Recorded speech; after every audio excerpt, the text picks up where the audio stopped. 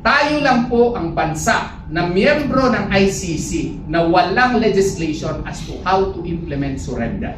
Tayo lang ang bansa na willing na maski wala tayong batas, wala tayong IRR man lang din. Kailangan din yan i-amend. Kasi ito, hindi naman Philippine judge ang nag-issue niyan. Sabi ng isang matalino daw na abogado ng kabila, hindi na daw tayo pwede Yung warrant of arrest na sinasabi niya was issued pursuant to the Rome Statute. At kung hindi na tayo miyembro, wala nang vertical cooperation. So therefore, yung arrest warrant na yan, via surrender, hindi na yan epektibo dito sa Pilipinas. Attorney, good morning. Sir MJ, magandang umaga po, Sir MJ. Sir, pag hindi inaksyonan ng Senate ang inyo pong hirit na investigasyon, will it affect the validity or sa upcoming 2028 elections, yung integrity po ba makakasyon pag hindi inaksyonan itong mga tanong na ito? Considering, sir, 2028 is a presidential pause. Certainly, no, the credibility of the 2028 elections will be in question. In the light of the fact that the evidences that we have presented before the Senate are overwhelming, no? Overwhelming in the sense that it has to be given due consideration by the senators, and that the necessary investigation should be undertaken.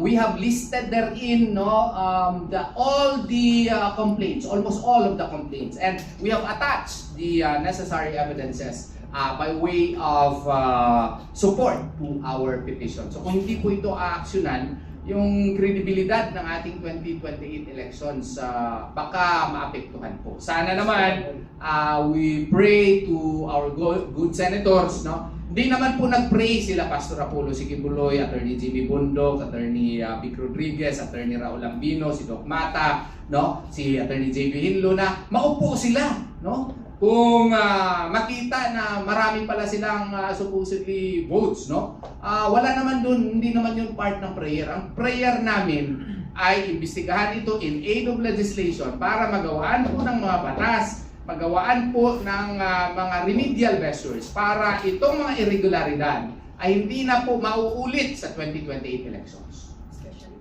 Presidential elections yan. So, importante po. Baka meron pong comment si Attorney Yvette to support the comment of Attorney Toyo.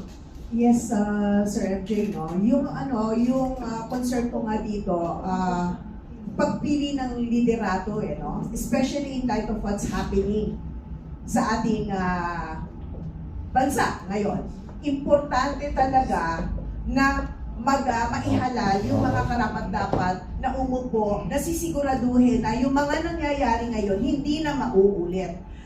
Ngayon lang po ako kasi sa 62 years of aking existence, no?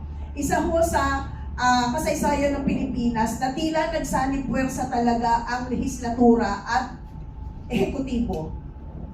At hindi mangyayari yan kung maayos sana yung nahalal sa pwesto. Kaya nga hindi pa importante na merong independence ang legislature kasi nga para ipaira yung checks and balances.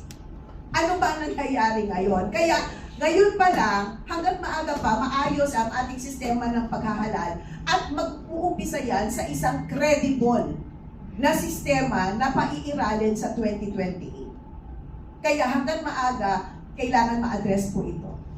Thank you, ma'am. Thank you, sir. Okay, sige po. Mayong buntag, attorney. Uy, Bisaya, sige po. Boss. Kining ako si Ondo Lledo, Mindanao correspondent, media correspondent. Regarding sa arrest warrant ni Senator Bato de la Rosa, nagkanalilig po ba kung puno na ba siya? Asa ang ginoon nga balitaan? Gwapo na nga istorya, no? First, the existence of the arrest warrant. Walay confirmation yan na. Gani, questionably pa na because yung issue on jurisdiction is pending before the appeals chamber. So therefore, for ICC, again, jurisdiction is still under question. Why would the ICC issue warrants of arrest as to other personalities involved in the Philippine situation?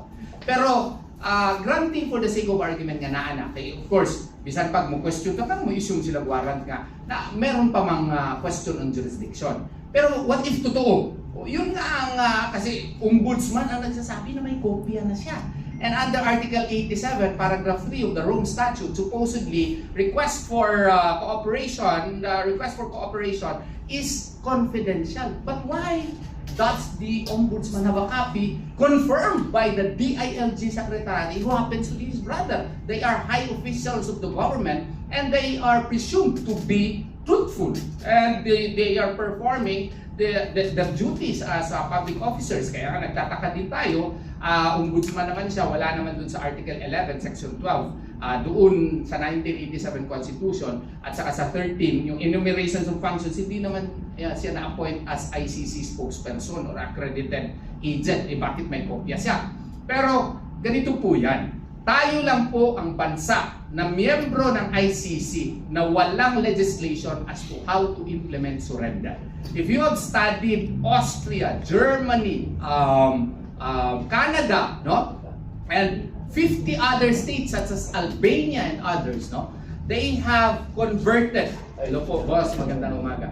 They have transformed the cooperation mechanisms into local legislations. Doon nga sa Austria, kung merong arrest warrant yung ICC, ipasa mo na nila sa court system nila at yung Ministry of Interior, after determination of probable cause, mag-issue ng arrest warrant. Doon naman sa Canada, mas detalyado. Dapat mag-apply ko muna sa local courts nila, i-determine muna yung mga requisites kung nandun ba, and bago mag-issue ng Canadian warrant of arrest. The same goes true in other states such as Germany. The same process, it has to pass through a transformation process such that a local warrant of arrest shall be issued before the surrender process can be taken effect.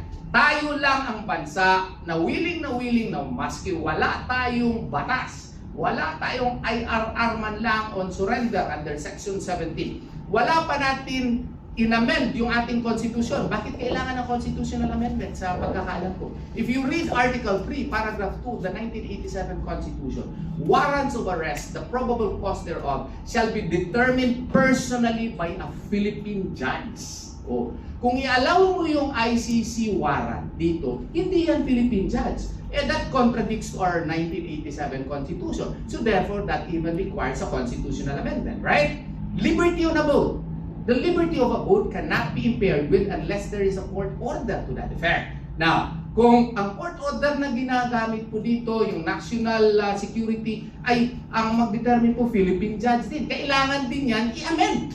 Kasi ito, hindi naman Philippine judge ang nag-issue niyan. So, sa tingin ko po, ay dapat ito pag-aralan ng husto ng ating government. Kasi we are talking here of a Filipino citizen whose rights are enshrined under the 1987 Constitution. There is the principle of legality. What is the principle of legality? The principle of legality states that if you interfere with a person's rights, especially constitutional sacrosanct rights, the procedure as to how to protect his rights must be clearly determined, specified under the law.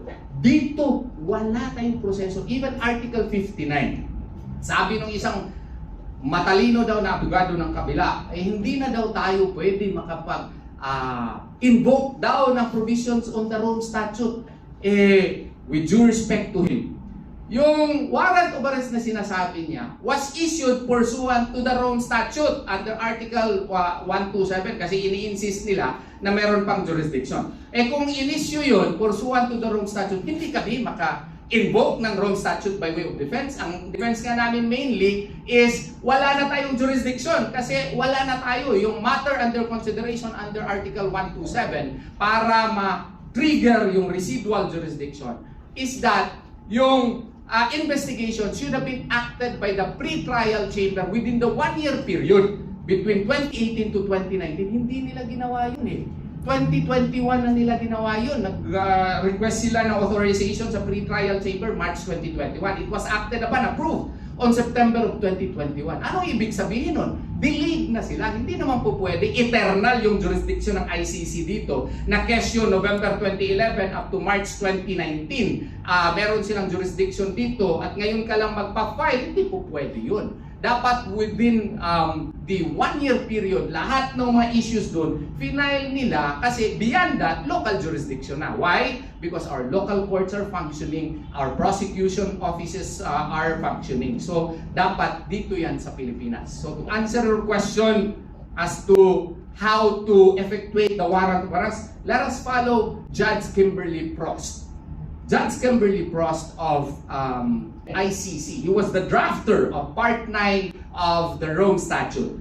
She declared that the relationship between the ICC and its member is characterized by vertical cooperation. Vertical cooperation which is only exemplified via consent, which is likewise evidenced via a treaty.